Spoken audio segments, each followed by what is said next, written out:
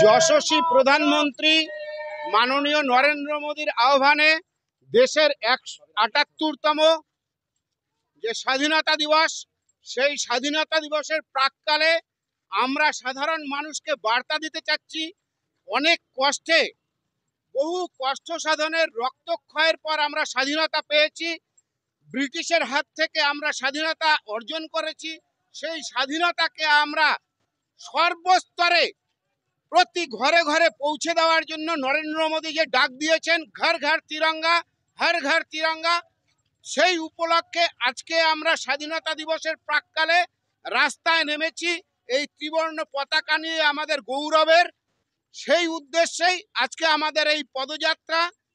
ত্রিবর্ণ বর্ণিত যে আমাদের জাতীয় পতাকা আছে, সেই পতাকাকে আমরা আমাদের গলায় লাগিয়ে, আমাদের বুকে লাগিয়ে আমরা আজকে রাজপথে নেমেছি সাধারণ মানুষকে বার্তা দেওয়ার জন্য, তারা যেন প্রতি ঘরে ঘরে এই জাতীয় পতাকা উত্তোলন করেন এবং নরেন্দ্র মোদীর যে আহ্বান, যে ডাক দিয়েছেন হর ঘর তিরঙ্গা, সেটাকে সফল করার উদ্দেশ্যে।